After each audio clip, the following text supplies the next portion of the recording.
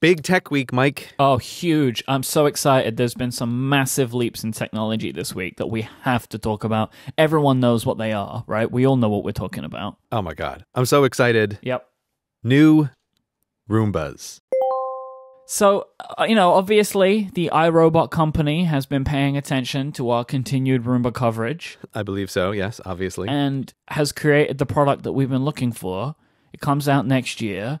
And it does two things. It empties itself, which is awesome, but also it learns your house and you can assign rooms and tell it to go clean specific rooms. The only thing that we were looking for.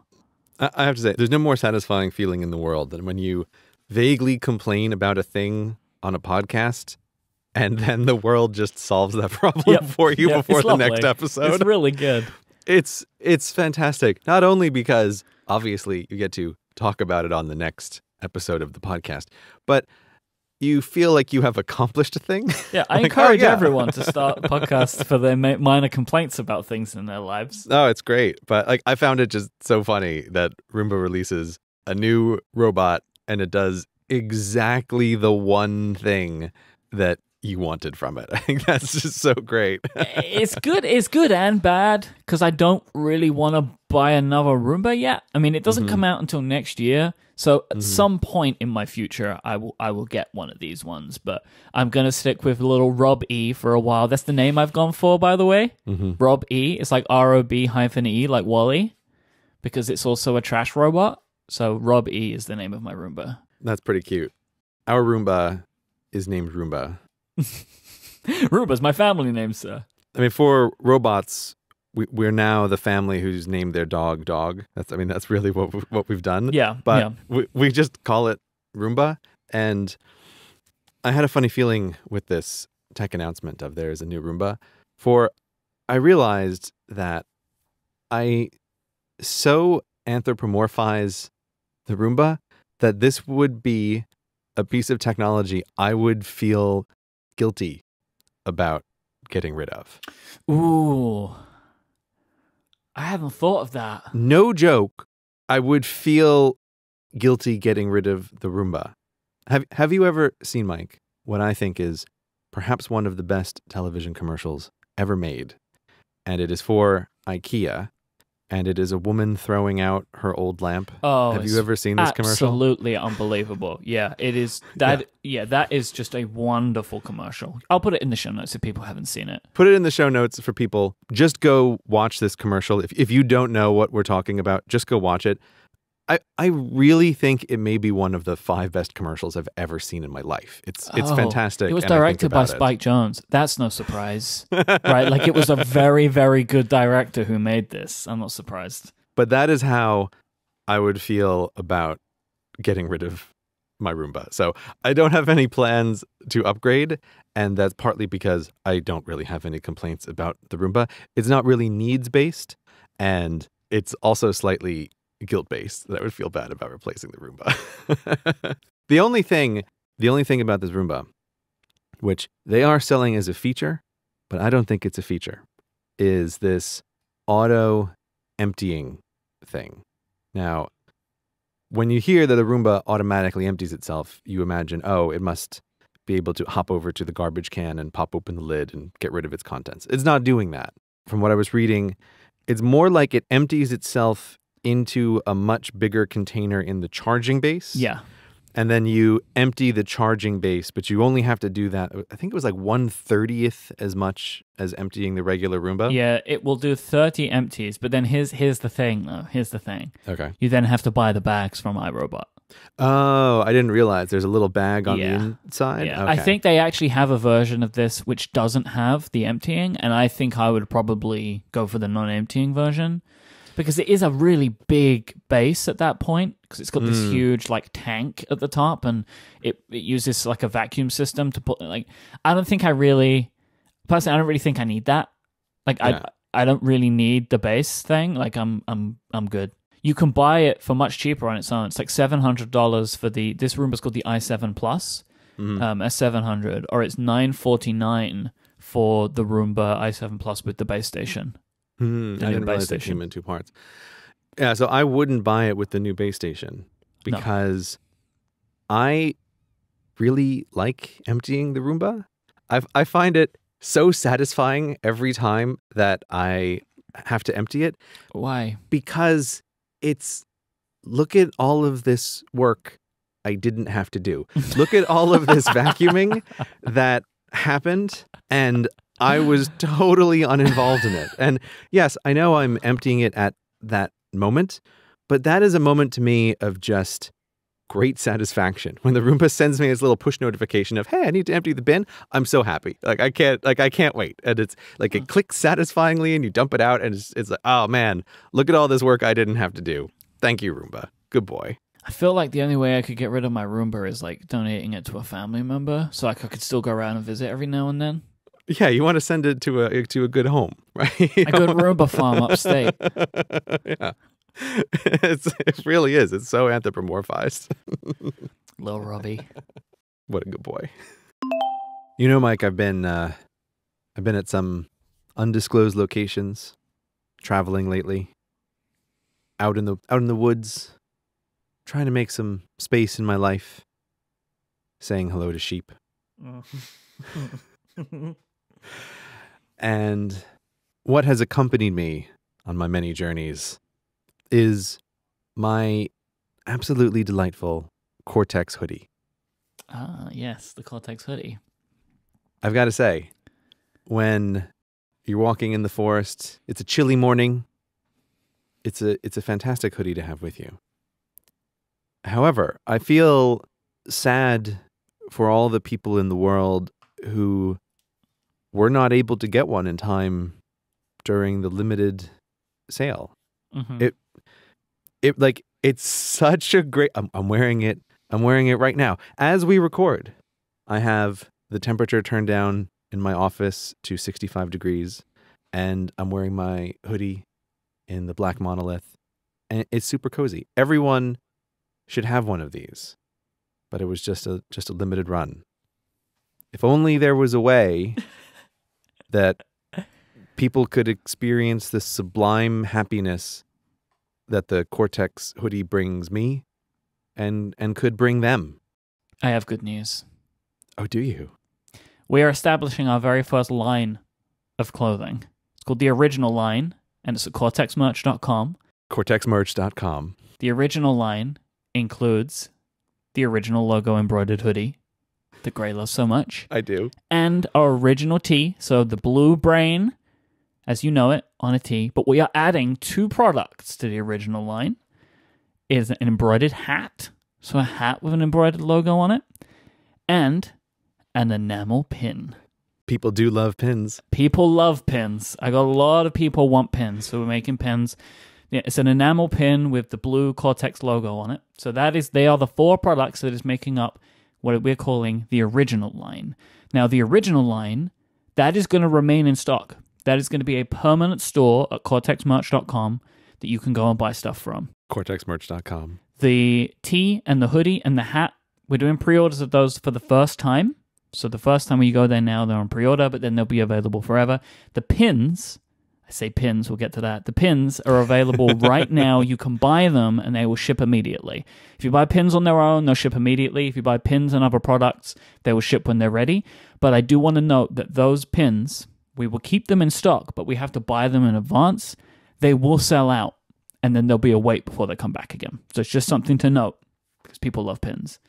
So that pin will join another pin, which is a limited pin, which is for care tax. We are turning our brains to our hearts. So you buy a pink... Oh, nice. We go from brain to heart, you get a pink care tax pin. Now, this is a very limited edition pin. So if you want this, you've got to get it because we're not bringing it back. And that will join, or at least for a while, that will join a t-shirt, which has our pink heart on it, our pink Cortex heart, which you can buy. These are on limited edition, so they're going to go. Once the 3 weeks is up, you won't be able to buy those anymore. And it's joining another product, Gray, that I am very excited about, which is my creation. Now, podcast t-shirts, they tend to be pretty bold, right? So people want to show off the logos of the shows that they love. Totally get that. That's why we put our logos front and center. But there are times in your life where you want to wear something that means something to you, like a Cortex t-shirt, of course. But you're in company. Maybe you're going out somewhere, you're in more mixed company, and you don't want to have the big logo on your body. So I have created, in partnership with our friends at Cotton Bureau, a tee which has a small embroidered logo on it. And we're calling it the Subtle Tee. Sometimes you want to be more subtle about your never-ending love for Cortex. You want to show your affinity for the show, but you're going out for dinner. So you want to wear the subtlety to that. Right. And that's available now so we've got a lot of products now because we're really excited about making this stuff. We want to give people options. But the original line, that's always going to be there. We have pins, we have care tags, and we have the subtlety. CortexMerch.com, available right now. It's so great. All I wanted was people to always be able to buy the hoodie, and now we have a cornucopia of Cortex merch for them. It's very exciting. At CortexMerch.com. CortexMerch.com. Hey Gray, I want to talk about yearly themes because I've been in a little bit of a yearly theme wilderness. Oh yeah? Because one of mine is done, right? So Right. the year of adulting is done. So I feel like I've had a little bit less kind of guidance in my life recently. But this, I think, has been a good thing. So I've still got my year of branching out. That's still happening. I'm working on some stuff. That's going ahead as planned. But I like to have a couple of things going on. So my brain, I think, has taken this time to think. I've had some background processes going on where I've had a little bit of space to think. And I've started doing a couple of things and thinking about a couple of things. I've been bouncing some ideas around that I'm either going to maybe formalize into a theme to take me through the rest of the year or may end up going into my 2019 yearly theme. And I wanted to share these things with you. So you're in the formulation phase. You're just mulling it over. Accidentally, though. Right, Yeah. I wasn't actively. I was in my mind, it's great, I completed a yearly theme. I have one less theme to think about. But then my brain seemed to be unhappy about this, and as I've just had this kind of urge in a few different for a few different types of things recently, and this is what I'm kind of pinning it on. It's the theme is done. I find this funny for a couple of reasons. I mean, first, it totally makes sense because, as we have said many times, yearly themes, they don't have to be a year. They can be longer. They can be shorter. Yep. They are what they are. They're a theme in your life.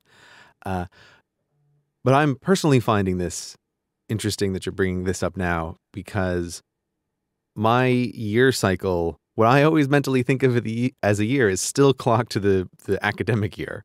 And so I'm always in mulling over phase, really starting pretty hard in the summer. Yep. But you, historically, have really pushed that, no, Gray, you're not allowed to talk about new themes in November or October. That's a terrible time. You have to wait until January to talk about Gotta them. wait for the big theme, the unveiling of the new theme. It has to be January. Nobody wants a new theme. It's oh, here's my September resolution. No one wants that. I know, but I find it a little bit frustrating because I'm always in a real themey mood. In September time and in August time, it's really on my mind, and that's when I'm also doing the percolating. I just like that you have unintentionally synchronized with me a little bit this year with one of your main themes being completed in under a year. It's just teaching got you into this habit. Cortex is going to get you out of it, right? We're going to move you to January. It's just going to take 10 years, but don't worry about it. First of all, you're fighting against my entire academic childhood plus my adult job, so you got a long way to go. Cortex will eclipse it eventually. Episode 7,000. Always so optimistic about the run length of the show.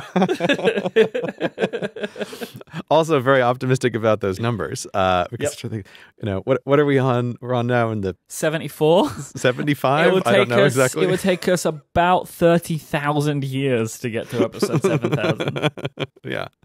But anyway, I'm also in a pondering mood, so I'm enjoying that you're in the pondering mood as well. I just didn't think you would bring this up now because normally this is verboten. Like this is the disallowed time. Like you cannot talk about it until January. But when I'm not unveiling a new theme here, I'm just No, I talking understand. about some stuff I'm interested in right now, or some Okay. things I'm thinking about. But they also, at the same time, they don't really feel like there would be like completely theme worthy, right? They're just new little things going on in my life. One of them is yoga. Mm-hmm. So I am not a very active person in general, Mm-hmm. and I suffered an injury, which meant I was less active over the last couple of months. So I've been thinking, this is not a life that I want to lead, of being completely unfit. But I also have to fight against the fact that I hate basically all exercise, and always have. Right? I've never enjoyed physical activity, even as a kid. I hated PE. I was just never good at anything, and so I didn't enjoy it. I'm with you there. And then when you're not Yeah, good I'm at with you so something strongly. in school, everyone makes fun of you, which makes it worse, right? So, it's like a whole thing. I'm expecting there might be at least a portion of our listeners that can associate with this. Oh, not being good at sports in school and maybe getting teased for it as a child. No, I can't imagine that overlaps with the Cortex listener base at all. So it's just not something I've ever enjoyed. And as an adult, I've still yet to really find a type of activity and exercise that brought me anything other than dread. Yeah. Like I've always looked at my friends who are like, oh, I just feel so good after the gym. I never do. I never get anything out of it, like, except pain, like frustration. Like it doesn't do anything for me. Yeah, I'm always annoyed by those people too. They're like, oh, just do this thing and you'll feel amazing. I start every day with a marathon. And I was like, God damn it. Like, I hate you so much. and if I started every day with a marathon, all that would get done is every day I would do a quarter of a marathon and that would be the end of it, right? Nothing else would happen. Great. If I started a day with a marathon, it would be my last day. That would be it for me. I would have no more. But I found yoga. Mm-hmm. And the reason I came to yoga is I've been, long-time listeners of the show will know that I am susceptible to repetitive strain injury. Mm-hmm. And I was starting to feel some pains in my neck and they weren't going away. And I was getting concerned. So aside from trying to do some things to fix my posture, I was starting to think about, like, what types of activity could I do that would maybe help strengthen my muscles, but also be less likely to cause me any further injuries. And I was been thinking about this a lot and kind of settled on yoga because it's not a high-impact activity and can be done at home. Which was a big thing for me. I'm, again, tying into the gym class experience, don't like performing physical activity in front of other people. Yeah. Not keen on yoga classes right now, right?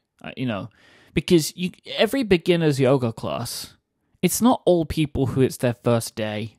Mm-hmm. You're always going to be the person that goes who doesn't know what they're doing and falls over. So, I'm not keen on that. But I found there's a bunch of stuff on YouTube. I started watching some YouTube videos and then found an app that I use called Daily Yoga. Mm-hmm. And I have been doing yoga every single day for the last 3.5 weeks. Every day? Every single day. This has been the longest sustained exercise that I have ever accomplished in my life. Wow. It's, I'm doing programs and the programs last from like 15 to 30 minutes every day, depending on what you're doing every day. I have a yoga mat. And I have enough space in my office to just put my iPad down, close the curtains, close the door, and... Don't look at me. Don't look at me. And participate in my yoga practice. And I feel very proud of myself. And I'm already starting to notice differences in my flexibility, which I'm really enthused about. Because one of the worst things about exercising is when you don't see anything for a long time, right? Like, it's so disheartening. But I feel like there's some poses that I'm able to do more effectively, or I'm able to stretch further in them. And it's just a very toot my own horn situation, but I feel very proud of myself that I'm finally doing something and found something that I actually kind of enjoy it. Like, there are still times where I'm like, oh, I don't want to do it today. But most of the time, I do want to do it. No, I think you have every right to toot your own horn. I mean, especially with something like this, where if you've never been able to stick with anything, and now you found something that you are more able to stick with. Like the progress thing is so important. Being able to see that it actually makes a difference. Again, because I can't reiterate your points on exercise more strongly enough. And the only reason, the thing that I'm able to stick with the longest in little batches is strength training. And it's precisely that reason. It's like, oh, I can see progress immediately. And that's what helps stick you with it. But can I ask, when you say that you're doing it, like, what are you doing in the room on your own? Is it just like very basic, like holding poses for a period of time and stretches, or like what does a routine look like? It's like, so there's like 30 minutes. We might do like 10 different poses through that period of time with, the resting that you do in yoga. Yoga's a lot of resting as well as activity, right? So it's kind of like part of the idea that it helps, as they say in the videos, integrate what you're doing into your body. And yeah, I don't know, like it's a lot of what you would expect, right? There's downward dog and lotus pose and all that kind of stuff. It's a lot of balancing and a lot of stretching. The balancing stuff is where the real hard work is. And that's where you'll find yourself in a position where you may be on one leg and trying to hold a pose, or you might be like kind of your leg stretched out and your arm over your head, and you kind of have to like just hold it. And then there's a lot of like laying down and trying to stretch your body into a specific position. It's kind of hard to explain, but I can feel that it's doing something because my muscles hurt. Right. Yeah. That's how you know something happened. Exactly. So like I think it's just a lot of like finding ways to use your own body weight against you. I think that's what a lot of what yoga is. Like that's how it helps with the fitness. And I know that there are people that actually know these answers who are just probably rolling their eyes at me right now, but that's kind of how it feels, that like a lot of the time, the hardest work is you need to hold yourself in an unnatural pose where your body weight is trying to get to the ground. And that's where kind of the hard work is found. But there's also, like, as you would expect with yoga, there is a lot of almost like pseudo meditation practice in it, So everything's focused around your breath. Like every practice will include a period of time where you are just laying down or holding a very simple pose and focusing on your breathing. And the instructor with the video is telling me to like let my stress go for the day. And I think that's another part of why I enjoy it. I've never really tried any meditation stuff, but I've always had it in the back of my mind that it's probably something that I would get something out of. And I think it is nice to spend 30 minutes every day with no distractions and being able to focus on thinking about letting stuff go. It's nice, right? Like it's just a nice little thing that I've been doing, which I think serves a dual purpose, where it's helping with fitness, but maybe also with stress levels. Well, I do always like those dual purposes. Like anything that can count twice is great. That's the best stuff in life, is stuff that counts more than once. So there is a bit of a guided, I don't want to say meditation, but there's a guided focus element to what you're doing. Yes. And I guess yoga aesthetically seems like this is not the exercise in which you want to put on your headphones and be blasting like Britney Spears music while you're doing your yoga. That doesn't seem like it would thematically go. This episode of Cortex is brought to you in part by our friends at Hover. Building your online identity has never been more important than it is today, and with Hover, you can find the domain name that shows the world who you are and what you're passionate about. I just literally came from Hover right now because I have an idea, I'm working on something, and I needed a domain name for it. Because when you're in the process of coming up with something new and you want a name, you're coming up with some names, you're coming up with some ideas, one of the key things is, can I get the domain name for it? And one of the things that I love about Hover is I can go there, I can just type the words I'm thinking about, and it will show me all the options I have available. Like I can get a .com or I can get a .net, but they also have over 400 domain name extensions. So you don't necessarily have to abandon a name just because a .com isn't available. You can use something else. You can use another .something domain name extension, which might still allow you to keep the cool brand idea that you've come up with. And it's not just about businesses. What about trying to show the world who you are? You need the right domain name so that when people go to your website, they understand a little bit about you, and also personalized email.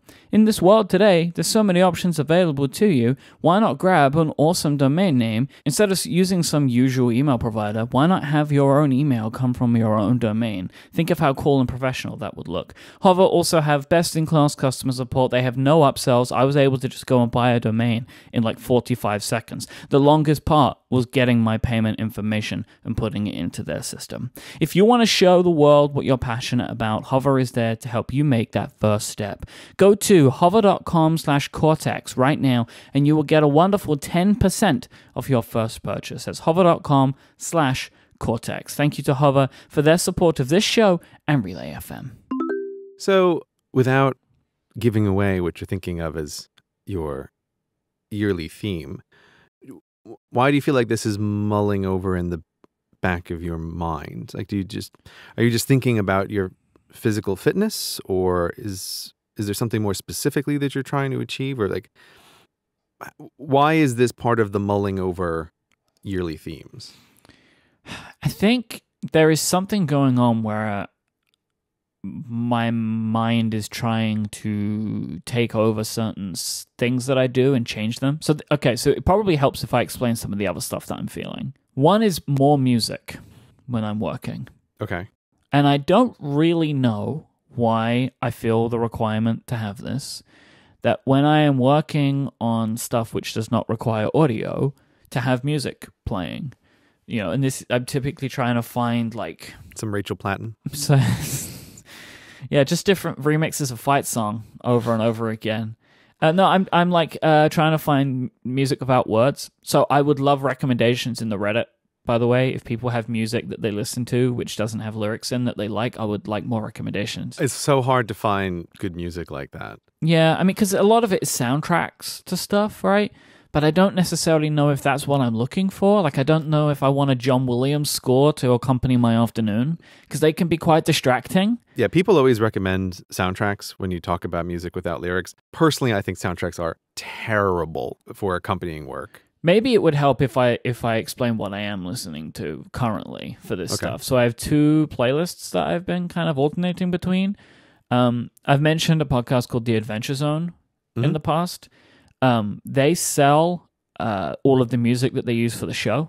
It's like 91 songs at the moment, and it's really nice and simple stuff mostly. I mean, it is their soundtrack stuff, but it's not that. It's not like the thing about movie soundtracks is they're supposed to accompany action a lot of the time, and that's not what's happening with this stuff, right? Like, it's more ambiance music, I guess, is what I'm looking for. For someone who doesn't know anything about it, like, what kind of instruments are they using? Mostly synths. Okay, so it's synthesizer music. Okay. And like keyboard stuff, and you know, it's like it's chill in that way. It's not like big drums and rocking guitars and an orchestra. Like, it's not like that kind of stuff. It's more stripped back, I guess. Or the classic action beat of like... Exactly. And I don't want that. I don't need Hans Zimmer to orchestrate my show prep. It's not a thing that I need. Yeah. I'm sending out invoices now. It's not needed. Too much music. Take it back. And via the McElroy connection, I found somebody by the name of Louis Zong, who just makes these little beautiful pieces of music that are I don't even know how to describe them, but I will put I think they've got like a Bandcamp or a SoundCloud page. I'll put their link in the show notes so you can kind of get an idea of it. But again, this is mostly like very simple synthesized music, you know, and that seems to be, you know, it's like, can you make it with a keyboard or a computer? If you can, I'm probably going to enjoy it. Mm-hmm.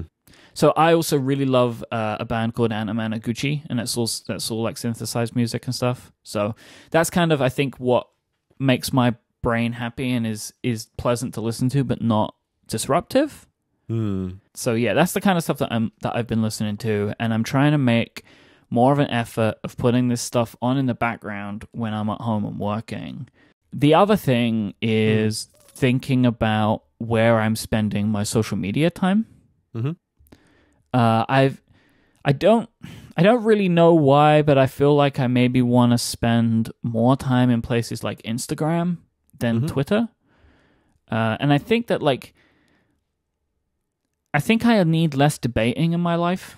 As a general statement, if people are looking at the scales and they think, oh, I have Instagram on this one side and I have Twitter on the other side, and you know nothing about the person, it feels like a generally good recommendation would be more Instagram, less Twitter. Like that seems like it's almost universally applicable for people. I get a lot of benefit out of Twitter, which is why I'm not saying like, oh, I'm leaving Twitter. Like it's not what I'm wanting to do, because I get a lot of information from there. I have a lot of incredibly valuable communication with people there.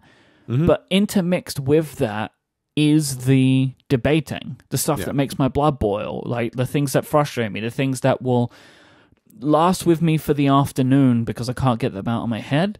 And those things don't really exist on Instagram, where it's more just like nice stuff. And I'm trying to find ways that I can put more stuff there than I do in other places. Like I'm trying to work out. I've used really Instagram more of like a consumption. But I feel like I want to contribute more, and I'm just trying. And again, it's like, and I'm not really sure what that is yet. And I started using RSS again to get news. Oh, RSS. Yeah, I know. But at the same time, I've not really pulled back on Twitter yet. But I don't know if I want to. Right? I'm just in this like. Yeah, you're in an exploratory mode, and I don't really know what I'm looking for. And I think that's what I'm going through here. It's like with the yoga and the music and the Twitter, I don't know why I felt the need to do all of these things. But I think there's a link there that I'm not seeing yet. Because these feel like I'm maybe trying to reduce stresses, or I'm trying to like increase pleasure. Because like the yoga is I feel good. Music is a nice thing. People like music. And I'm trying to like pull Instagram forward because I tend to enjoy it most as a social network. Like it feels like I'm in this mode right now of like, I'm trying to have a summer of fun. I don't know what it is. You don't need to know what it is. Like it's interesting to hear you say you just have these activities that for some reason you feel like are sort of connected, but you don't exactly know why. And I think it's really important to have your antenna up for those kind of feelings. I think that's one of the bigger differences, is that for some reason I'm being more receptive. Yeah. Like the biggest challenge of being a human is like to know yourself. And this feels like, oh, here's a moment where you're trying to figure out what is going on. And I don't know, like those periods can sometimes last a really long time. Sometimes they last a really short time, but they always seem like they're worth, at least to me anyway, they seem like they're worth just noticing, like, and being aware of. And maybe it goes nowhere. Maybe it turns into something, but I don't know. It's like, sometimes I have the feeling like there's some different part of your brain that's trying to talk to you in a way, or different parts of your brain are just trying out things, and you're going to see like what happens here. I really do feel that way, especially with the fitness. I think my body's trying to communicate something to me. I know we're maybe getting a little bit high level at this point, but like I feel like it's kind of a situation of like, you've got to do something. I also feel this is a place where language really falls down. Like even just when I say like, oh, there's different parts of your brain that's trying to communicate with you, or you say like your body's trying to communicate with you, it makes it right? sound like you're breaking out the crystals. Yeah, it does. It totally makes you sound like your brain's and it doesn't breaking out help the that I'm now crystals. doing yoga, right? Like I'm a shaman now. Like I've found my chi. Like, it's like, oh, now look at him.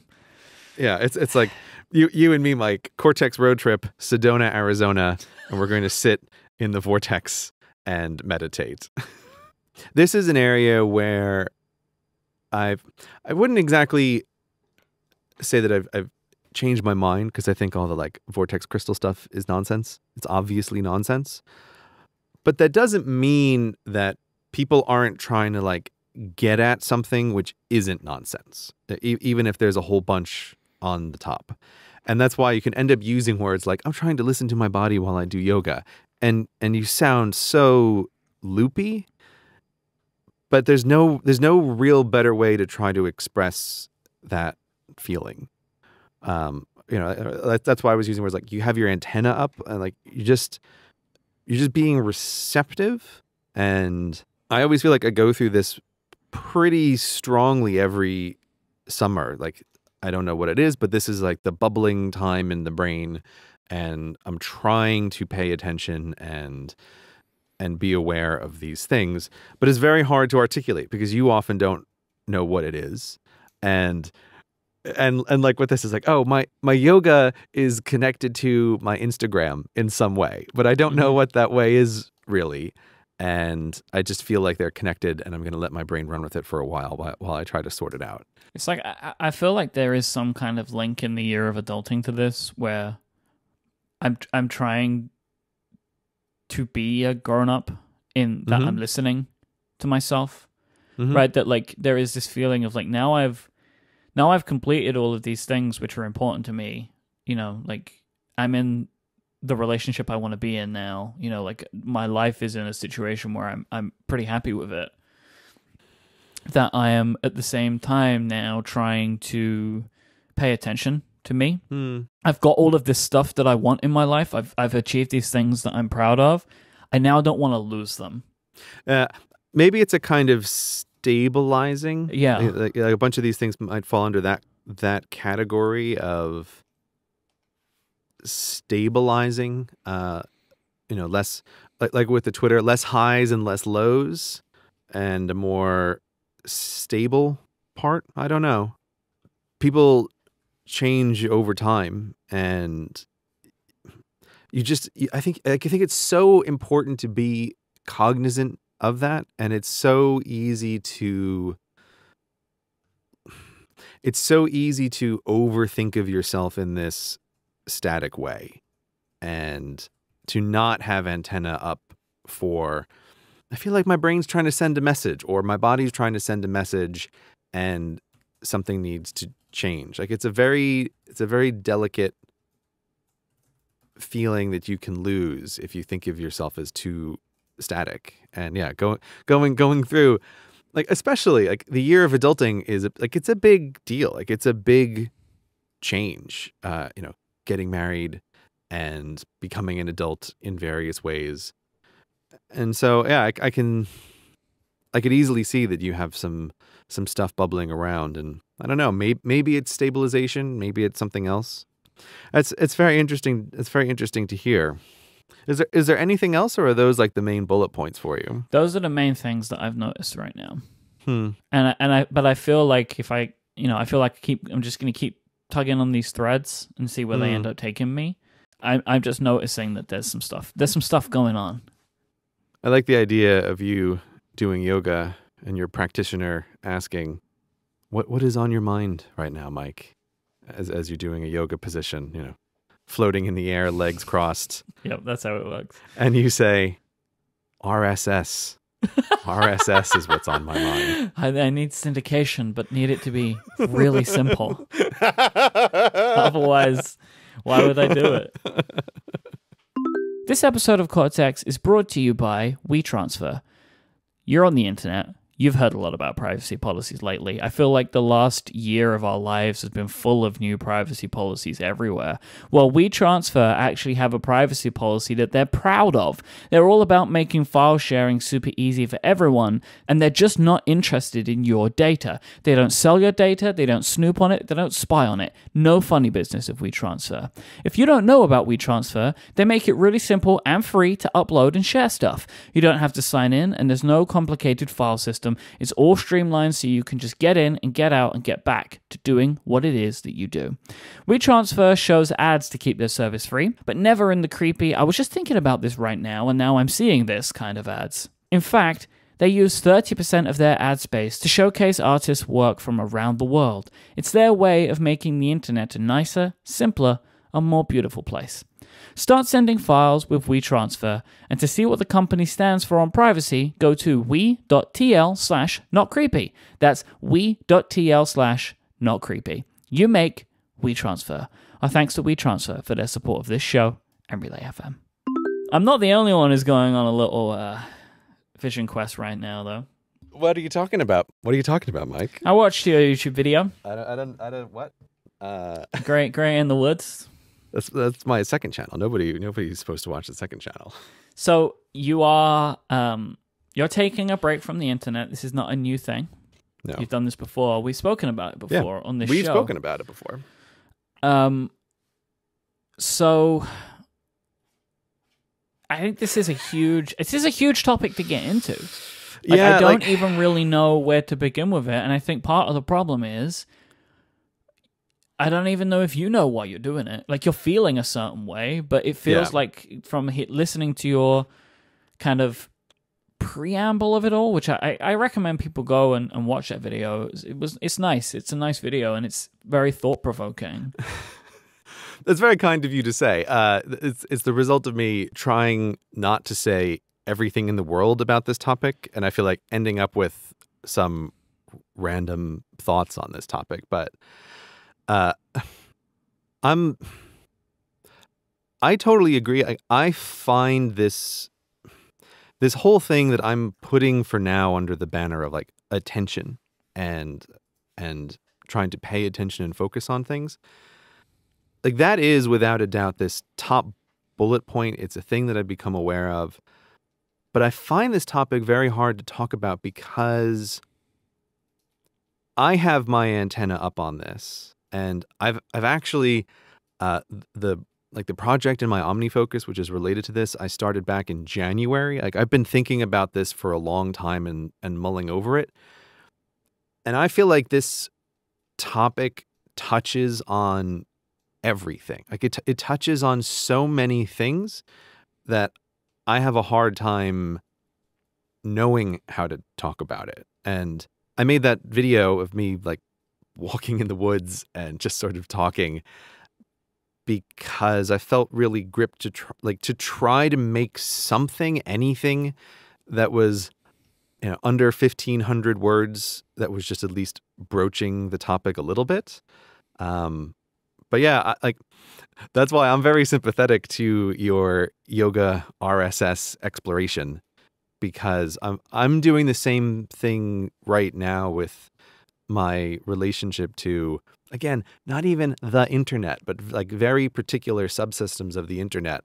And I don't exactly know where I am, but I do know this feels very different from the other times I've done this in the past. But I wish I had a clear thesis point on this topic, but I really don't right now. So what is the practicalities of this? Okay. So if I can break it down into defined problem and current actions in the smallest way possible, it would be this. Defined problem in a way that feels different. I think that my ability to focus and my attention span has frayed over like the last year or 18 months in a way that feels different from before. And the action plan is I'm trying to eliminate a bunch of the stuff on the internet that uses particular tactics to get you to pay attention. You're staying away from algorithms.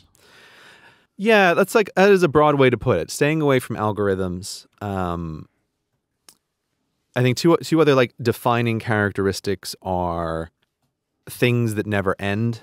Web pages that scroll infinitely. Like, there's always more on Reddit. I feel like that algorithm goes with that, right? Like, if you keep refreshing Twitter, they'll keep serving stuff to you. Even if there's nothing there, they'll just keep finding things for you. Yeah, but I think that an infinite source of content is an interesting addition that's different. And for me, it's like when I try to think about what are the things that to me are not problems.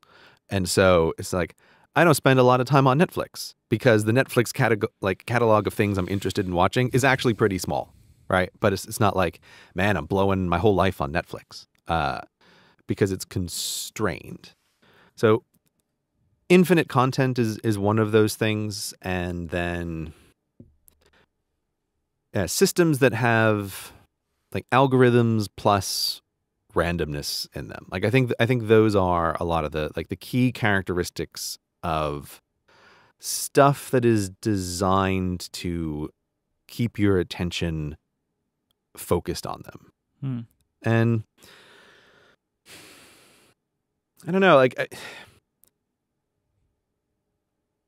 and this is where, like with the talking about yoga, you can end up sounding like you're a guru with pockets full of crystals. I haven't found like the correct way to talk about this that doesn't make the conversation end up veering into ways where it's like, oh no, it feels like either like I'm talking like crazy conspiracy land, or I don't know, like personal failings. I view a lot of these kind of systems as intentionally designed to have an effect on people, and they do have an effect on people. But it's hard to end up having that conversation that doesn't swing one of two ways, which is like, you have personal failings because you're not able to manage these systems, and lots of people seem just fine, even though I'm not super convinced that lots of people are just fine. And it's hard not to have the conversation veer the other way, which is like, do you think all of these companies are trying to control everybody in the whole world? Like, I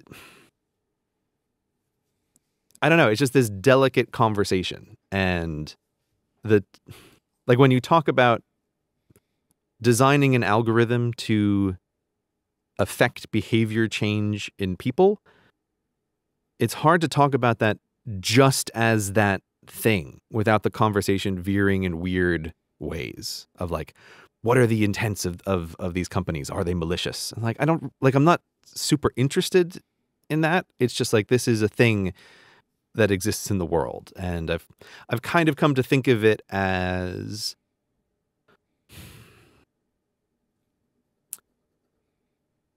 almost as a natural part of the digital world, that there's no alternate universe where we wouldn't eventually get to a place where with digital technology you would have systems that are really good at trying to hold your attention. I feel like it's almost a natural outcome of technological progress. So like, I'm not super interested in particular companies in some ways. I'm interested in this problem like in the abstract. But I don't know. I think as you can hear there, like I'm having a hard time formulating this in a concise way. And I really do feel like it touches on just so many different things. And what I personally find interesting is, based on the feedback I've gotten from people I know in my real life, this resonates with a lot of people very strongly, but often strongly in different ways. I'm glad you said that, because I was just about to say something. I understand what you're going through, I think. I can understand it, but I don't agree with all of it. So tell me what you are disagreeing with, or like just tell me what you're thinking. Okay, so I think one of the biggest problems with talking about this is like, you're going through a thing and kind of asking people or urging people to join you, but yet you don't even really know why you're doing it. Yeah.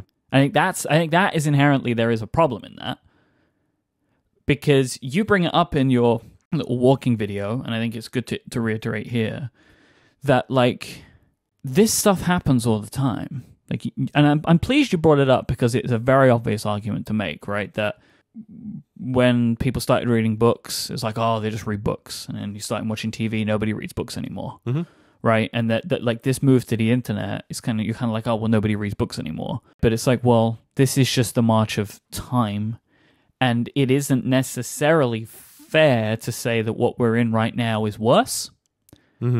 Because every generation before us has said that about the generation that was before it. Like, I understand that you're feeling a personal pull, but I don't know if we can categorically claim that the shortness of content, like this bite-sized content, which is probably the issue, tweets and quick videos and whatever, is contributing to the attention span problem, which I can understand completely, right? Like, people's attention spans are changing because content is consumed much faster. But I don't know if we can categorically say that's worse for humanity. It might be bad for you, but I don't know if you can. If we can't say that, we can't say it. We can have an opinion about it, but we can't claim it, right? And I'm not saying you're doing that, but I think it's easy to draw that conclusion from what you're trying to say. Yeah, so like even in there's already a million doors that are open in these different directions. This is huge. Like what you are trying to broach upon is a massive, massive subject. Yeah. So, I mean, like, there's a few things there, and one of the things I was trying really hard not to do in that little video is actually focus on the shortness of things. Like, here's a tiny bit of information, right? Here's a tweet. I don't think that stuff is good. I do think it has this effect on people's attention, but there is this paradox, which is you also have behavior where people can watch like very long YouTube videos or like be engaged in extremely long media at the same time. So it's like, it's overly simple to say like, oh, people's attention spans are super short, and so they can only pay attention to short, tiny bits of information. It's more like, in a world where this stuff is so present, I think it changes the state of your brain. And like I agree in theory that it's not necessarily bad. It could be, but we just don't know. Yeah, like I personally don't think it's good, but like a whole other door. Here's an example which like some people will relate to this example and some people won't. But if you relate, you'll probably relate very strongly. So here's a thing that I hear from a bunch of people. They will watch the same YouTube videos over and over again. So someone will have watched like a video series about something, and they'll in moments confess that they've watched it like 30 times. Yeah, I have a bunch of stuff like that. I have a bunch of stuff like that too. And this is a different behavior. Like I feel like, yes, I used to have media that I liked, but there was never any media throughout the entirety of my life, except when I was a baby, that I would watch on loop like this. Well, how many times have you read The Lord of the Rings? In my whole life, I'm going to say 3. Okay. I just think, like, I understand what you're saying with this, and I'm not letting you explain it enough. I know that, but no. I don't care. Like, just go, just talk. The technology has changed. Like, you may have wanted to watch X cartoon a billion times, but you just couldn't. Like, if it was available to you, where you could just watch it on loop, you would. Like, when I was a kid, and like I noticed from when my brother was a kid too, you'd watch the same cartoons many, many times. Like, I lost count of the amount of times I saw Pinocchio because it was my little brother's favorite movie. Yeah, no. But I think there's a reason that you do that as a child. I think the reason is because people will do whatever you ask them to when you're a child. Right? Like, if the child will be happy watching Pinocchio for the 16th time, then that's the thing that he'll watch today if he's going to watch something. Yeah, well, I mean, I guess, yeah, that's a different thing, which is like a parent just wants, like, please, we'll because that's keep our you base pacified. human desire. But like, as we grow up as adults, like, maybe your partner doesn't want to watch Pinocchio for the 16th time, but you do. Yeah, I don't know. What I was going to say is, like, I've read some things that, like, part of the reason that children in particular do watch stuff on super loop is it's like the same reason that babies will engage in the same behavior over and over again. That it's part of a process of learning about the world, is why, like, loopification is incredibly intense in younger children. And like, I know I did the same thing when I was a kid, but then I feel like there's this vast desert of my life where there was really no loopification.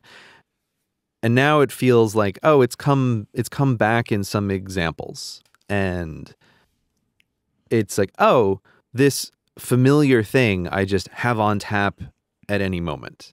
And yes, like, I'm gonna watch this same thing on YouTube that's 45 minutes long of like a discussion of a movie I haven't even watched, and I'm gonna watch it for the 10th time. It's like, why am I even doing this? Like, I don't understand. I don't even feel like I'm getting a lot out of it, but it's a loop that's just like a familiar loop.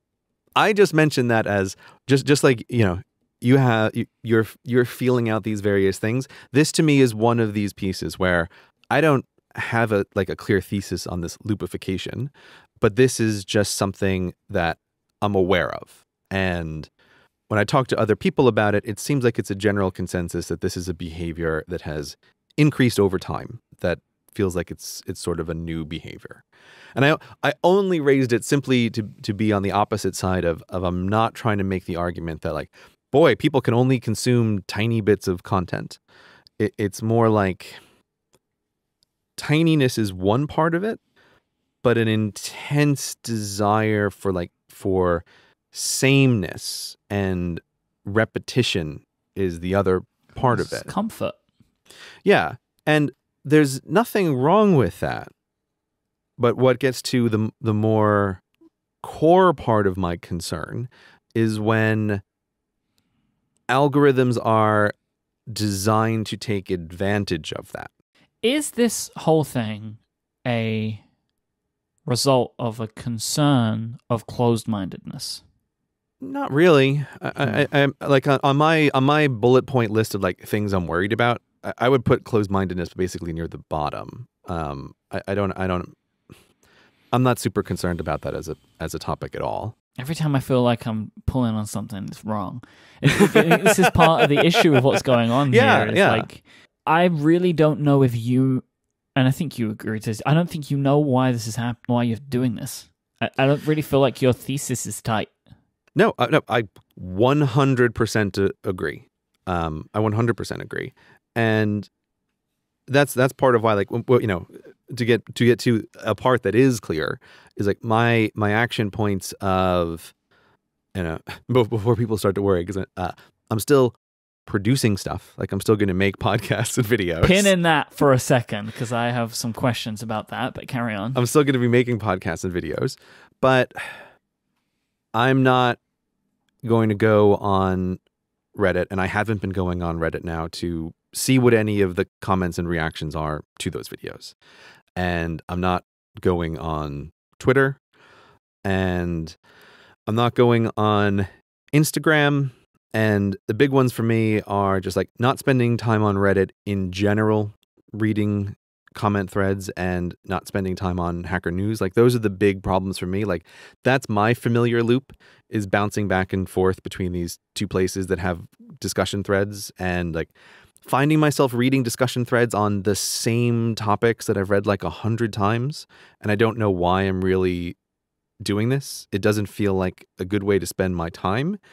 It feels more like a trap, like an attention trap that my brain slid into without really noticing. What's actually happening and what you're fighting against is you feel like you can't stay focused anymore.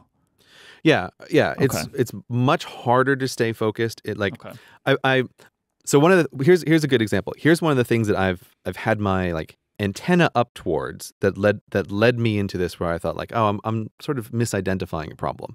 But I've been having conversations with people over the last year where I've been saying things like, boy, I think that as I get older, disruptions are more disruptive.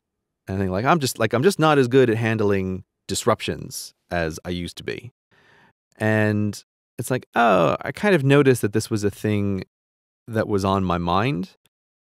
And mulling that over for a long time, it's like, no, I think it's actually clear that I'm just not as good at really knuckling down and focusing and paying attention. Like, it's not like the disruptions are no different, but you're just like, I need to think about this from a different angle. Like, this feels like, oh, this is the more true angle than just feeling like, as I've gotten older, like, I find disruptions more disruptive. So you're totally right. I don't know exactly what I'm aiming for, other than to say, I think I've identified some things that are not good for brains to be exposed to. And I want to have a really long stretch of stepping away from those things. Because I really feel like a big break is a kind of rewiring of the brain. In the same way that like huge life transition for me was going from high school to college. And I was extremely cognizant of that summer in between and the very beginning time of college as like, this is a time that you need to rewire your brain. And you don't know what that is, but this is a time to be aware of that. And that's kind of what I feel like I'm trying to create now is space for that, to remove a lot of default action behaviors of like, here's a moment where I don't know what I'm going to do. What am I going to do? Oh, I'm going to just like, what are people talking about on Twitter, or what have people posted on Instagram, or what's the argument over here on Hacker News? Like, I'm trying to remove those as the like default action behaviors, because I've found that those default action behaviors have spread a lot. And I really think that has an effect of rewiring your brain to be always looking for this easier path into distraction in the moment. Okay, so you're leading towards an argument that I don't like, and I don't think you're trying to make, but it trends towards it. And I want to couple this up with a specific point that you made in your video where you target podcasts as an issue, which I take offense to for multiple reasons, right? Uh-huh. Obviously, a big one of those is this what I do, right? So like you specifically called out podcasts as a problem of filling time, right? Where people would be traveling, people would be in a shower, they'd be taking in information or just spending time to think, and they fill that with podcasts instead. Now, what I don't like about this, aside from the fact that I feel personally attacked, is I feel I'm destroying your bottom line and my bottom line too. Look at me cutting off both of our feet. And again, we're going to come back to that part in a second as well. But I feel like you're trending towards the argument of, oh, why can't we just be bored? Nobody allows boredom anymore, right? Which is an argument that I really don't like. That there is this feeling of nobody wants to be bored anymore, so they fill it with things like YouTube and podcasts and video games and stuff like that. And I don't like that because people don't like boredom. It's like a thing. It's like the word elicits in people a response which is negative. Ugh, boredom. No one wants to be bored. So people fill their time with stuff like podcasts. And one of the other issues that I have with that statement is like the podcasts, they are a long activity typically. And it doesn't line up with the focus and attention thing. Like, it is like a separate line, which I know you've gone down, and you go down about like, then I don't have any time to think. But like they feel like separate things. Yeah. So like, I didn't do a good job of explaining this in the video. So let's like, I think this is, I'm really glad to talk about this because there's a couple points here. The first point is the boredom thing. I have talked about that in the past as like, I do think it's an important quality, but I'm trying to use the word space more because boredom has it has become this like, I don't know, almost like corporate idea. Like, I don't know. It has become this buzzword in creative circles that I think has made it like lose all of its meaning where like boredom isn't the goal because boredom is no good, right? Nobody likes it. And the only reason you talk about boredom is boredom as a motivating factor to absolve the boredom or to do something else that makes you no longer bored. And so I'm with you. I don't really like those arguments, but I do think that there is some kind of truth to it. And I particularly think of this if you are a creative professional. Like if you make media of any kind that people are going to consume, you can't be consuming stuff yourself all the time. I don't know if I agree with you. Okay, tell me why. I think that my consumption of other creative work makes my creative work better. Mm-hmm. I feel like I take inspiration from people. I feel like I'm jealous of how good people are, and it forces me to try and be better. Mm. And I understand the idea of like allowing yourself to have time for ideas. Like I totally get that. Like I 100% get that. But I don't think that that needs to be at the expense of consumption. Like I feel like it can be important for people to allow themselves time to think. Right? Like, and the podcast in the shower, I've done that for years. I'm surprised that this is a new thing that you seem to have discovered, that people do this. But I do understand that. Like, I understand that. It was one of the things that I always liked and do like about swimming. Mm-hmm. Because when I swim, all I have is my own thoughts. So I think it can be important for people to advocate. And I think it could be good for you to advocate that people allow for time when they have no distractions, like, and nothing is going on. But I don't think that needs to be at the expense of consumption of content. And I'm not just talking about podcasts anymore. Like, I'm not trying to be self-serving.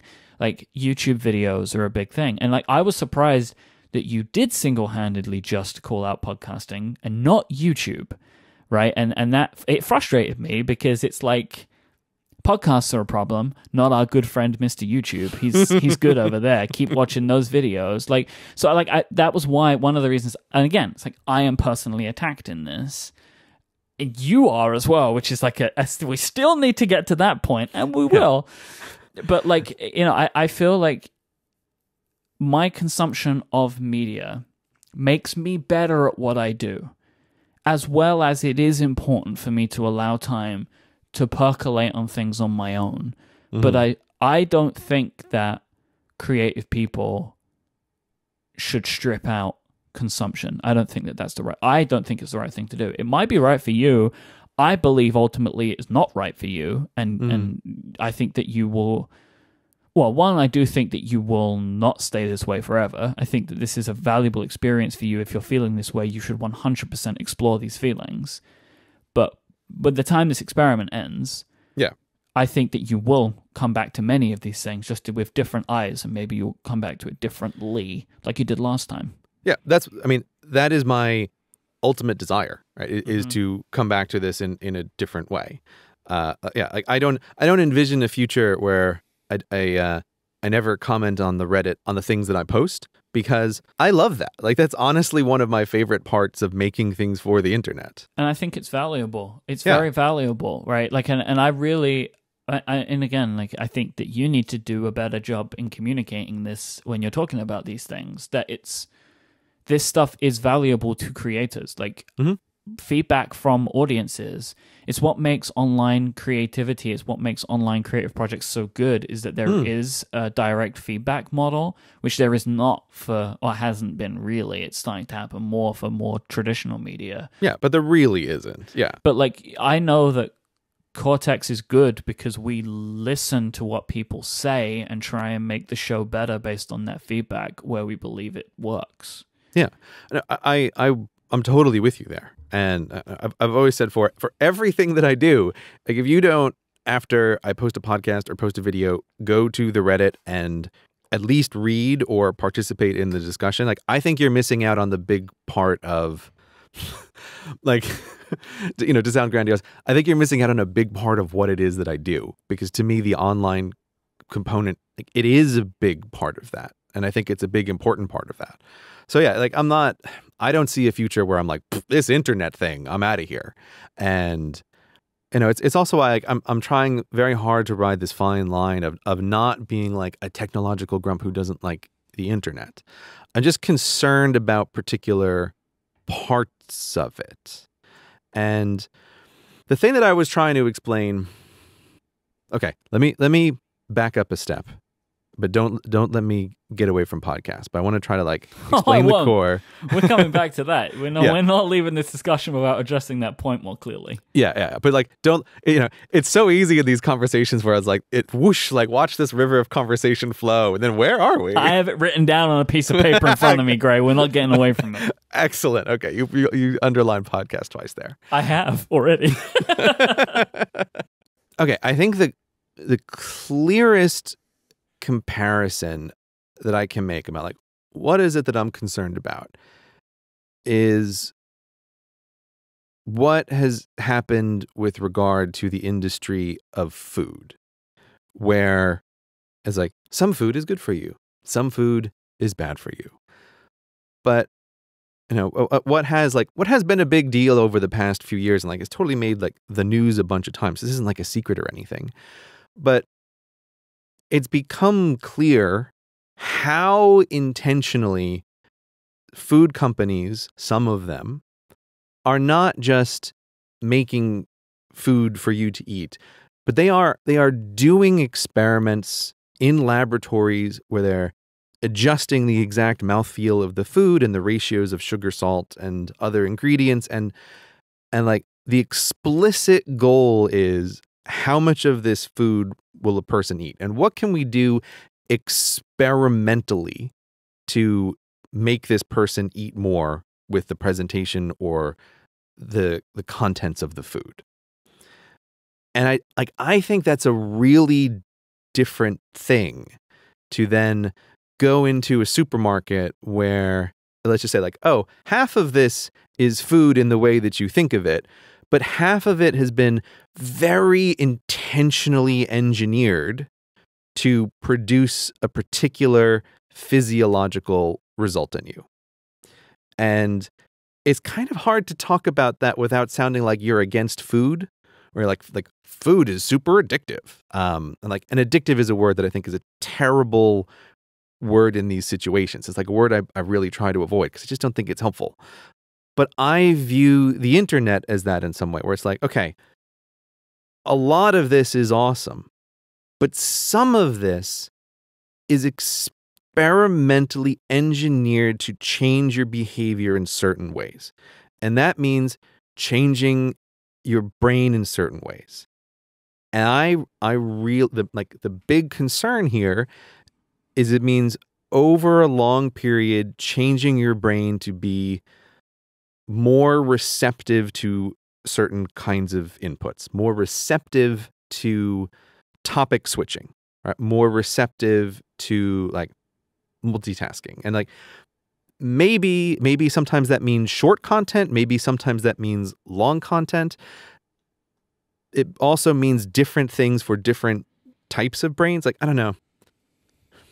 This is very hard to say, but like, so I'll just say this in a very general way. But it's also very different when you've had conversations with people working on these systems who make it clear that that is their explicit goal, where they're like, oh yeah, what we're trying to do is make sure that like you never leave. And if you do leave, that you come back as soon as possible. And we run experiments on hundreds of thousands of people to achieve that result. And we know that by tweaking these variables for these kinds of people, we can increase the response rate or the return rate by 5 or 10% across an average day. And it's like, man, this stuff works. Like it really does work, and it's really intentionally engineered. And just as I think it's easy for people to get swept up in a world of food which is like deceptive and then changes their ability to even enjoy or eat other kinds of food, or sort of changes their relationship with food. I think some of these parts of the internet can basically change your relationship with information or content consumption.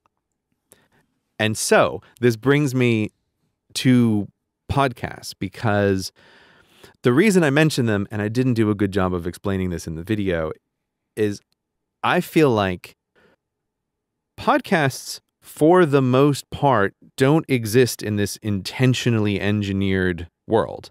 podcasts are based on RSS, which is a great technology because you kind of can't use it in this way. It's like people just produce stuff and it's out there. People are trying, but they're mostly failing to create a system which is algorithmically based. Yeah, and this is why, listeners, if you listen to podcasts from people in the tech world, like, it may seem strange sometimes. It's like real big pushback to large players entering this field, but this is why. Because none of us want to end up in a world where podcasts are algorithmically served up to you. Like nobody really enjoys that. And it's like, oh, what happened to blogs like after algorithms came? It's like, oh, they were destroyed. That's what happened. But like, as we discuss it right now, the podcast world is mostly free of that. And I don't think it made it into the final video. So I'm sorry, Mike, but I did have a part where I said, like, I totally love podcasts. Like, I've always loved audio medium. It's also why I do 2 podcasts, because like I just think, especially this kind of conversational format, I think there's something truly unique about it in the media world. I think they're good for people. Yeah. I think it's good for people because I see the response that people have when I get to meet people who listen to these shows, and they seem to have a net positive impact on someone's life. And my belief in this is based upon I believe that conversational podcasts are ultimately good for the soul. Yeah. Because every time as a human being you hear a conversation, you hear the entire thing. By and large, it's because you are involved in that conversation, right? That's when you hear conversations, because you're having them, or you're a part of a group that's having one. So podcasts like ours, that are people talking to each other, I think tricks your brain into feeling like you're a part of that conversation, which is a good thing. You're a part of something that's happening. You're listening to it. And that is why podcast listeners feel emotionally connected to podcasters, because typically, when you're a part of a conversation, it's people you know. It's people that you have an emotional connection to. So I think that they are ultimately good for people. I understand your point of like filling every waking moment with them, and that maybe people need to have a balance. But I think that when you stack up podcasts against algorithmically served mediums, you are doing a disservice to the medium by doing that, which is why it frustrated me. No, I understand. And again, like, this was a failure on my part to communicate something, because again, like, I just want to back up everything that you say there. And like, again, it's, I think you can hear in our post WWDC episode where we talk about meeting people like that time is great. And it's also, I don't know, it's difficult to explain, but it's sort of hard on me because of how intensely I can see that, like, this show in particular really affects change in people's lives, even though it doesn't necessarily feel like on any particular week, like, any topic really matters. But I know from being a listener, it's like it's the listening over a length of time, right? It's the conversation over a space of time that has an effect. And so, like, I totally agree. Like, these things can be great net positives. But what I was trying to articulate there, and I use podcasts as a particular example because this is a thing that I know resonates strongly with people when I talk about this topic, is I think that the algorithmic parts of the internet fray your mind in this way to train you to always be looking for the easy thing to consume. And podcasts are able, because they're audio only, to end up filling this tremendous amount of other space in your life. You can take them anywhere with you, because you can do, again, I think it's one of the great benefits of the medium is that you can be doing other things. Yeah, you can be doing other things. So, like, here's like my core example, right, where good podcast use case. There's a dog, he needs to be walked. perfect podcast time. Mhm. And it's perfect podcast time in no small part because walking a dog, especially if you're in a place like London and they're off the leash, it's not a brainless activity. You have to keep your eye on him, make sure he's not eating things he's not supposed to be doing. You got to manage the relationships with other dogs in the park. It requires you to pay just enough attention that you can't really think about anything else, but it's also not no attention. So this is like, what a perfect situation for podcasts, because then it's like you can participate in this conversation as a listener in this really enjoyable way while you're also doing something else. It's like that is like the biggest win case in my life, or like you're commuting to work and that's an awesome win case in your life. But the thing that concerns me is the behavior that happens over time is like, well, but you don't stop listening after the walk is finished, or you don't stop listening after the drive is finished and you think, oh, well, I'm just going to finish this show. And then the next one sort of rolls on and you go, well, let me listen to this one a little bit, like, and I'll keep going on. And I think that thing of like letting it roll through everything is a side effect of this main problem of like brains and environments that teach them to expect, like there's infinite content that will just come and you should consume that content. And so it's like a symptom that is being expressed in a different domain than the domain that has caused the problem directly. And that's why I find it really concerning, is like I notice that behavior in myself of like, man, sometimes like I just let these podcasts roll and it's like it was interfering with my ability to do other things. And I mentioned the shower one because that to me was the real letting it roll behavior of like, well, I need to take a shower now and I'm coming in from a walk. I was like, well, I'm just going to let this podcast keep rolling through the shower. And I know people have been doing this for a long time, but listeners who have heard me talk for years know like I've always been super careful about what do I let into my life. And the shower one really caught me off guard of not even really noticing that I was doing it in the first place. And then like having caught myself doing it, I found it kind of shocking. It's like, oh, I was not expecting this behavior at all.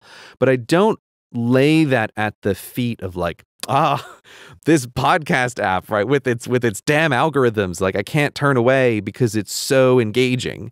It's not that at all. It's like, oh, I think my brain is expecting more content always, and its ability to direct itself and to change course from like an easy consumption behavior into something else has been frayed. And I think that fraying is a behavior change that has been intentionally created.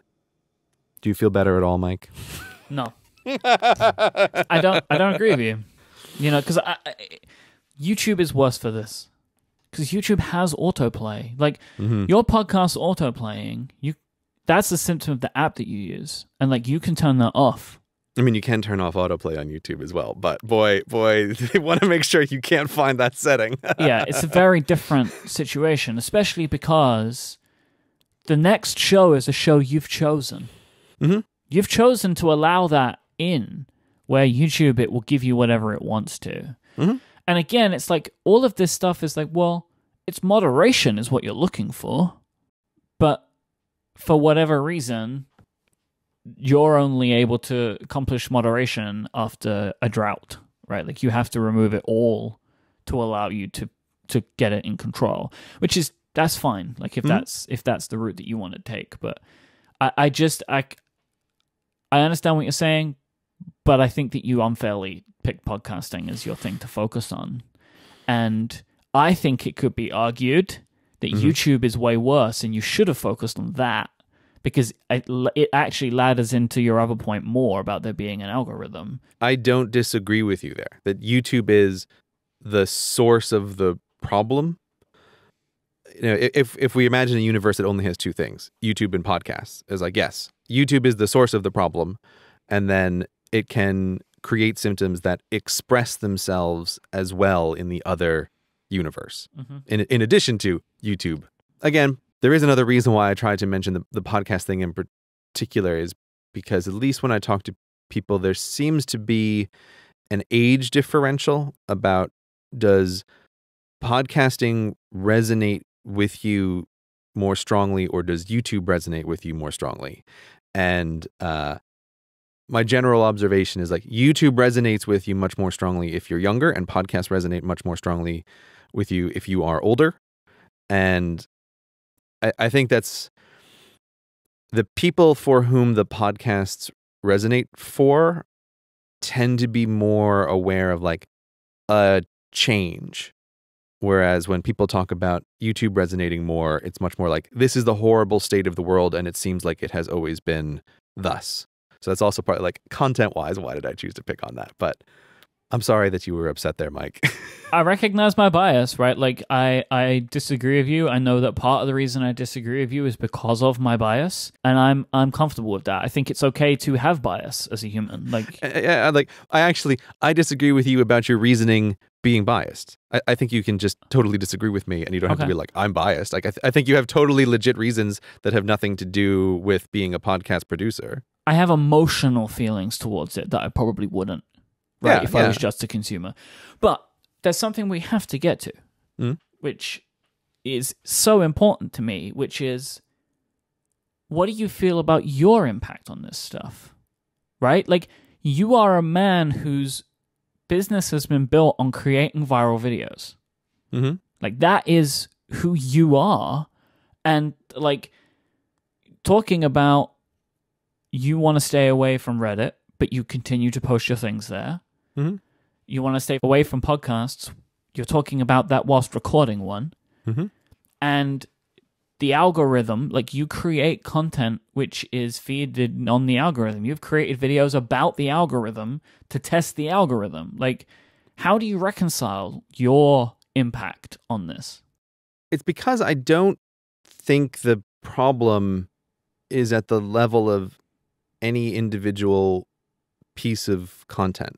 I had an early draft of that walk where I was talking about books again, because like I really do think it's important to make this point that, like, this isn't new in theory, but I do think that there's something that has changed. And one of those things is like, well, yeah, before YouTube and before Twitter and all the rest of this, it's like, you can sit in a library and try to read a book and have this same feeling of like, man, all these other books in the library are calling to me, and losing your focus on the book that you're reading, and then turning to a different book and being like, I'm going to try to read this one better. And, some books are better at holding your attention than others. Like, it's not new. And I don't think that you could make any kind of reasonable argument that, boy, all these books in the library are creating this distraction. I think in that scenario, you're basically talking about like ground level zero human brains. How do brains operate when confronted with options? And the answer is like, sometimes not the greatest. They flip back and forth between options. They always think maybe the other thing is better. That's just the natural state of things. And I view like YouTube videos and podcasts, they're like books on the shelf, right? They're part of the whole media universe that includes everything that is designed in some sense to survive by eating up the attention of other people. Like, the podcast survives by eating up the attention of other people, like, and aggregating it together. And so do the YouTube videos. And so do movies, and so does Netflix, and so does all of this stuff. But like, an argument that I'm not trying to make is the traditional information overload argument. Like, oh, there's so much information, and that's the problem. I don't think it's the information that is the problem. I don't think it's any particular piece of content. And that to me is like the real core here of what I'm concerned about. It's the algorithms selecting content for you for a specific purpose. to keep you there, to keep your attention there. And there are pieces of media which may happen to hold certain people, but it's like that. I don't lay that at the feet of the content creators. Like the videos that I watch over and over again, you couldn't exactly say like, boy, this video is so amazing at keeping your attention. It's like, actually, it's not. It's kind of boring. It just happens to work for my brain. But there's something different about like the algorithms learning like, oh, these kinds of things work great.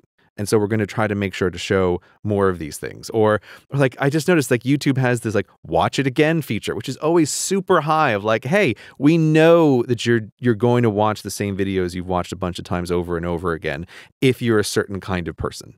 And then like we'll move that up higher in the ranking. So that's why like I this is part of why it's difficult to have a conversation, is because it's like you can see the first glimmer of when I started thinking about this in the vlog that I did about traveling around in the summer, like Summer of Gray Part 1 and 2. And there's a little part in there where I'm complaining about screens everywhere in America. Like everywhere you go, there's like screens. And there's a screen in the gym. And it's like, yeah, that's like the start of me really being cognizant of this and thinking this. And there was such a strange amount of feedback from people along these lines. They're like, oh my God, what a hypocrite. Like, he doesn't like screens, but he owns a bunch of iPads and computers and he makes his living on screens. And it's like, the problem isn't this like screens in the abstract. It's screens that are under your control versus screens that are not under your control. And screens that you are using for your benefit and screens that are designed to use you for someone else's benefit. But it's like people just hear the word and they're like, this thing is here and it's over here. So like this argument is so dumb. Like this person isn't making a good argument. And that's how I feel about content production versus the way it's being served. And like you can get real meta about this because then people do start creating content like to serve the algorithm and you can start going in these circles. But the thing that is different, the thing that makes it fundamentally different from a library with a lot of books is that the library isn't rearranging itself every time you walk in to try to make sure you spend as much of your life in the library as possible. Whereas lots of systems on the internet are doing basically that.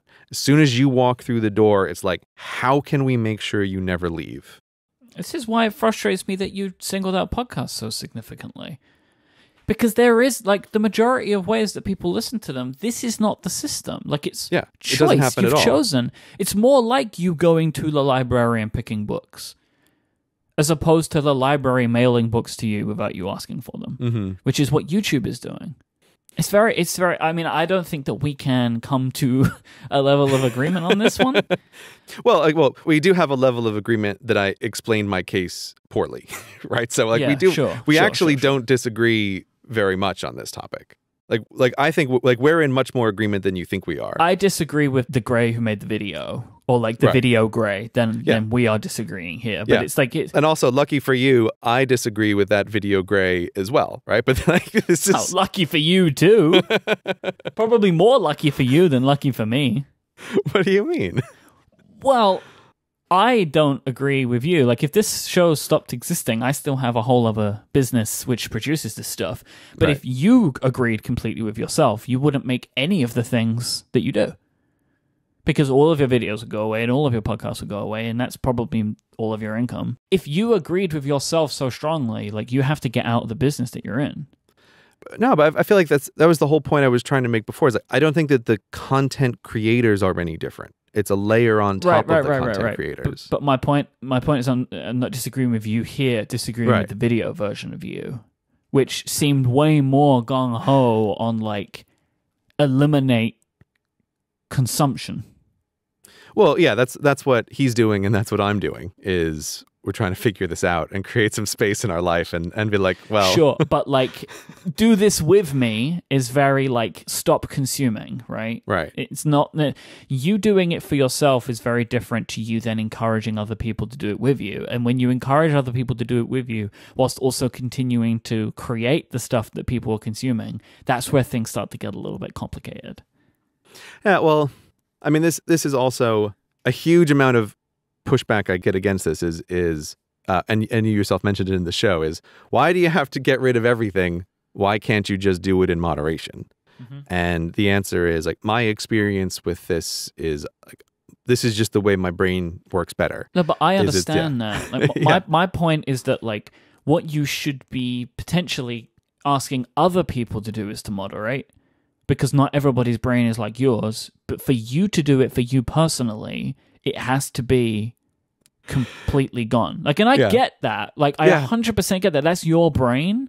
But I think there is a problem in like you suggesting everybody does things the way that you're doing it. Yeah, but, okay, so there's another little thing here, which I think we've talked about this on the show, but I don't know if we ever really have. Is I feel so strongly that I am making stuff for people with brains that are similar to mine. Like I am super aware when we record Cortex in particular of, I think this show would have been fantastic had it existed for a younger me. And I think of that as part of the motivating reason for why I make the show. Mm-hmm. And so even when I'm putting that video together, it's like, why did I pick podcasts as an example? Like, why did I talk about some things in particular? Why do I suggest removing all of this stuff? Because I'm trying to hit the brains that are like me with this target. And I wouldn't really know how to make a video where be like, I think you should do this in moderation, but it's not remotely what I'm going to do. I'm going to do something totally different because I think it's going to be more effective for me. Mm-hmm. And you're a different sort of person. So I don't know. I don't know how I would make that video. I feel like I can only make content for people who are in, at least in some ways, like similar to me. You're preaching to the choir here. Look at all I do. I just make things about stuff I'm interested in with the hope that I'm making it for other people that are interested in things like me. Yeah, that's what we both do, yeah. I 100% sympathize with that. Like, that's what I'm saying. It's like, I get it. I get why you made it the way that you did, but there are problems in doing that, which I know you understand, but you can't communicate in 10 minutes. It's taken us 45 to do it instead. Right. Well, that's why different mediums are better at doing different things. And right. So don't call out podcasting. Long form conversation is the perfect thing for a podcast. It's where podcasts excel by far. All I'm gonna say is it's lucky for you that you don't have to deal with the Reddit thread after these discussions. I mean, you don't have to either, Mike. You can step back. No, but I want to though. I want to too. I think I need to not for a little while. Hello, Cortex listeners. This episode is brought to you in part by Audible. Audible is the best place to get your audiobooks. It's where I get my audiobooks.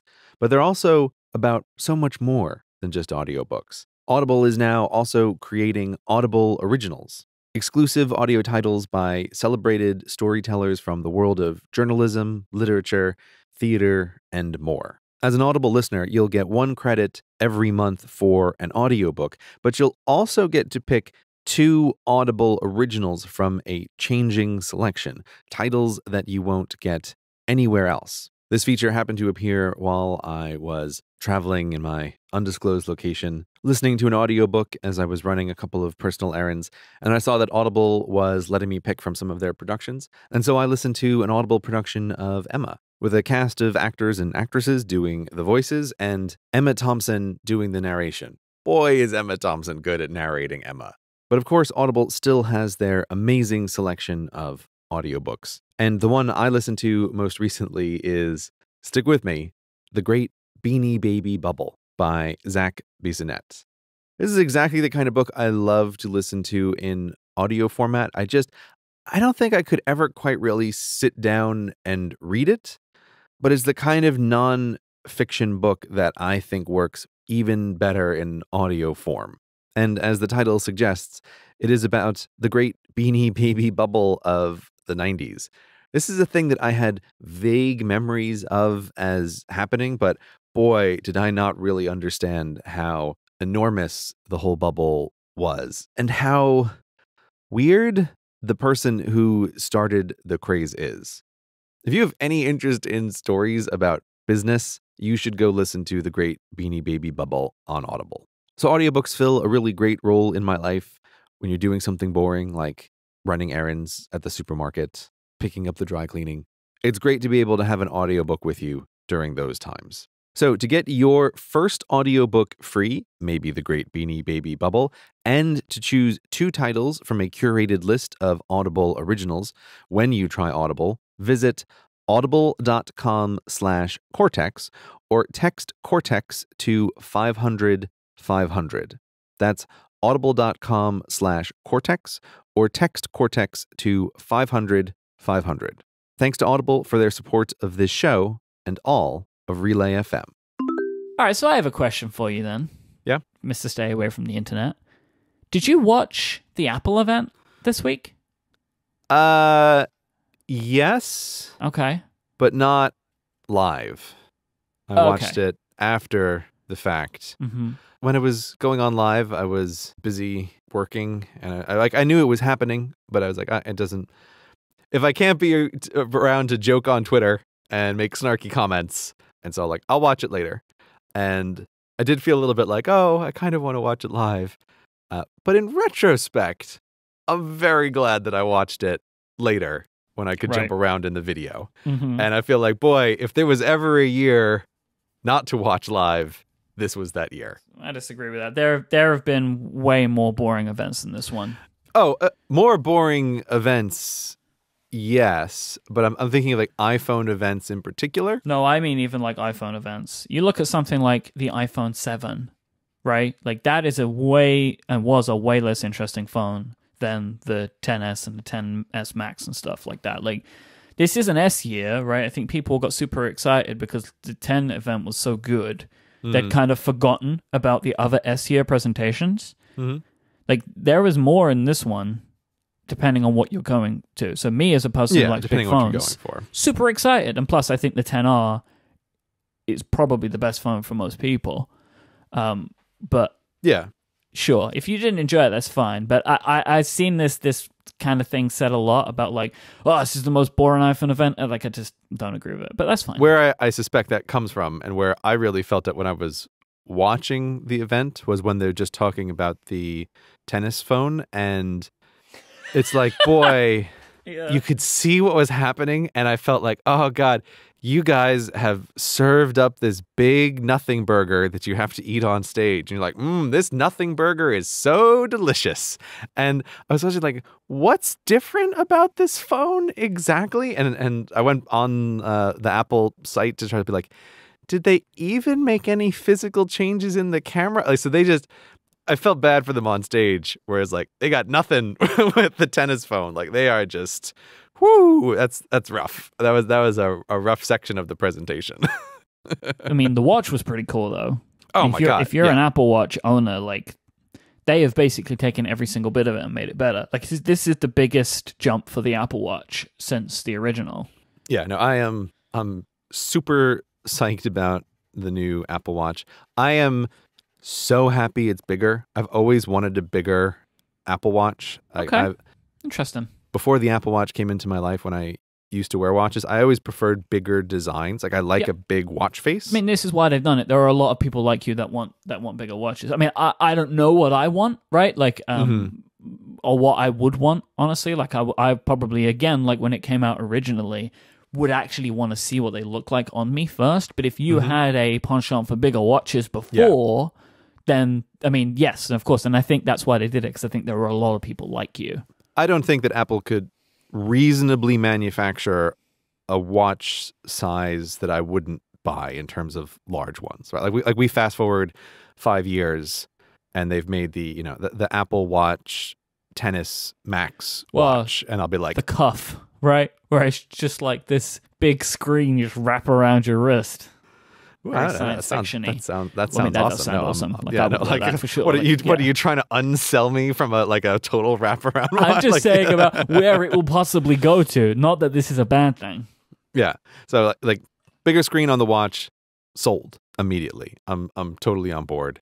And the health stuff was great. And like in the greater Gray family, there are a bunch of people who are on Series 0 watches, and I'm like, Apple Watches are raining down from the sky this year for the family. It's like we've got health alerts, we've got bigger screens. It's like everyone's getting an Apple Watch. You're all getting upgraded. Like we got to all do this together, everybody. This is this is the year to upgrade. I am not buying one. I assumed as much because you don't wear the Apple Watch anymore. This is a fantastic, just like everything that I loved about the Apple Watch, it's all better in this one. Like if I was a person that wore the Apple Watch, I would have jumped on it.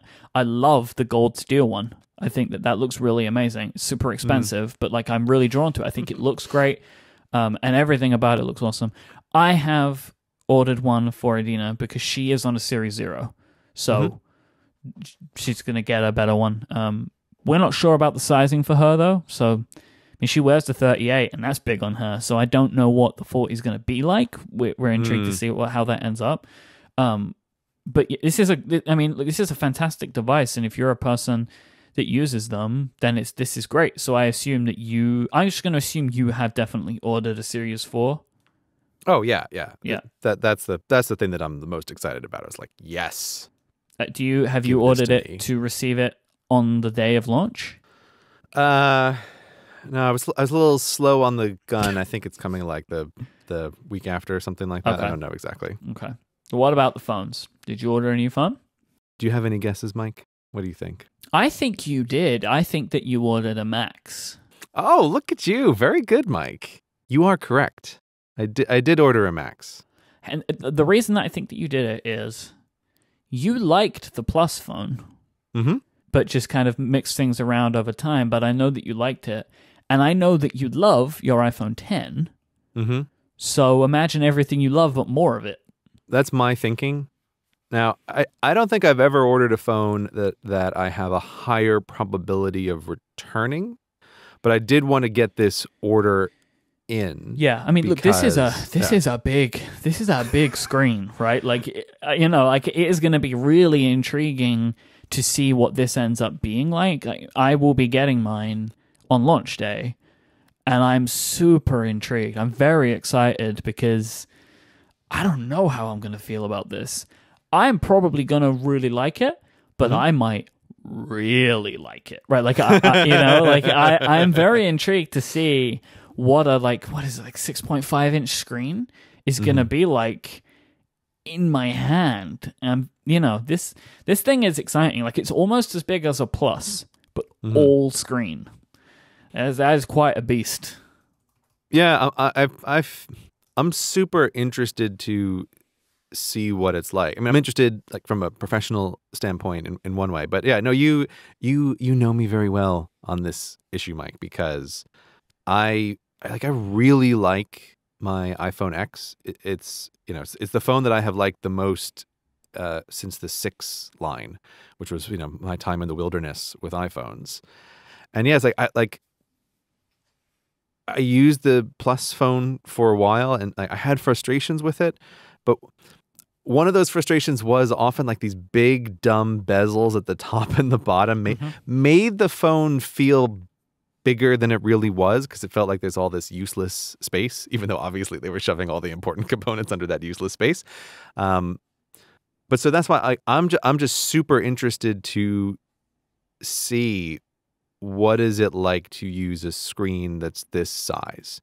Does it change how the phone feels for me? Like, do I like it much better having this gigantic screen, or will I use it for a while and think, oh no, like I'll just go back to my X. Like the big screen doesn't actually get me something that's worth the trade-off of the hugeness of it.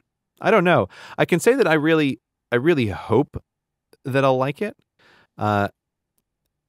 In no small part because, especially this month, and I imagine going forward for a while, I've been using my iPhone a lot more as a book, as a Kindle reading experience. Yep.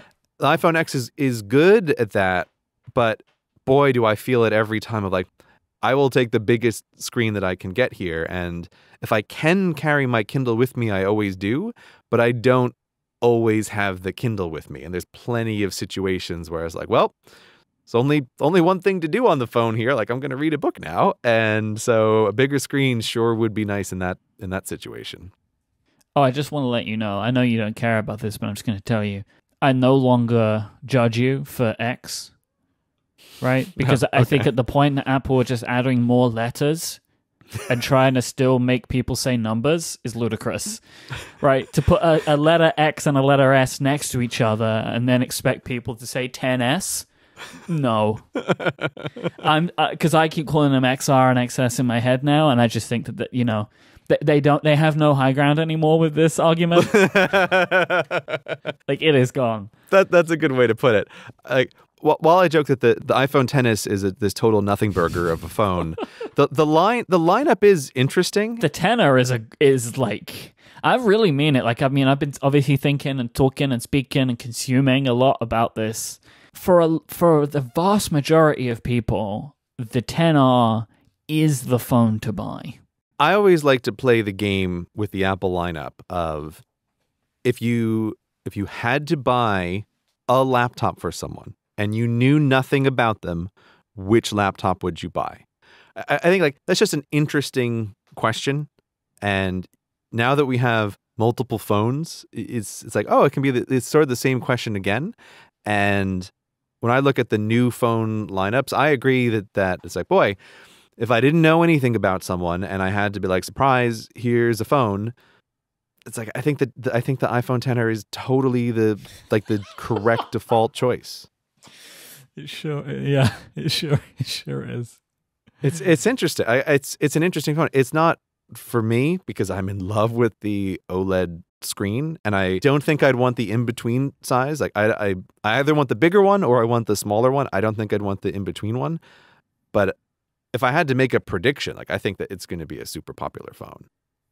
It should be. And I'm surprised that I think Apple did a better job of it. I was expecting something that was going to be like all old inside and new on the outside, but they actually put all new inside and some old on the outside, but mostly new, right? Like for intents and purposes, it is a XS just with a different screen. Like that's all it is. The guts of that thing are exactly the same. It's got one camera, but it still does portrait mode. Like that is a great phone. Like for people in my life that ask me if someone has to ask me what phone shall I buy, the answer is a XR, because you know if you want a XS already. Like you just know that. Like somebody who buys that phone pretty much knows that they want that phone. If somebody's not sure about what phone to buy, the XR is probably the right move. Yeah, and the same with the XS Max. It's like if you want to buy that, there's nobody who's like maybe, right? That is a very specific phone. I am super intrigued as to what is going to happen to my home screen again when I get the bigger phone. I don't believe it has the ability for more icons on the home screen. I think it's the same as the 10, but it's going to be so much bigger. It's going to change what I can reach again. This is where my isolation from the internet was a little bit frustrating because it's like this intersection of my isolation and also my not quite technical understanding of what the pixels versus points really means in terms of screens. And so, yeah, I don't really have a great understanding of like the resolution size of the bigger phone versus the regular one. It's I can see it. I'm looking at some YouTube videos now. I'm looking at MKBHD's video, and like it's just everything's more spaced out. It's the same amount of icons and stuff. But do you know if it does the icon slide thing when you turn it to the side? This just occurred to me as one of the things I did not like about the Plus is all the icons changing location when you switch to the side. I don't know if it does that. I don't think it does, but it does have the Plus split screen mode again. That's fine, but boy, did I hated the way the icons moved. It's like, just rotate them in place, for God's sake. Don't slide them. I actually don't know if it does the icon rotating again. That's going to be interesting to find out. Oh, yeah, well, we will find out about that. But yes, it'll cause much home screen renegotiation. Maybe we'll have to talk about that. Well, if you have a moment, I do want to show you something that I've done, Mike. Okay. Can I show you my home screen? Oh, always. Before I show this to you, Mm-hmm. I just want to say, this is a very experimental time in my life. So this is a very experimental home screen. Step 1, lock screen. Okay. That's going to remind you of the wilderness. And step 2, home screen. Oh. Okay. 100% shortcuts. Oh! It's all shortcuts. We don't have time to talk about this today. But boy, do we need to.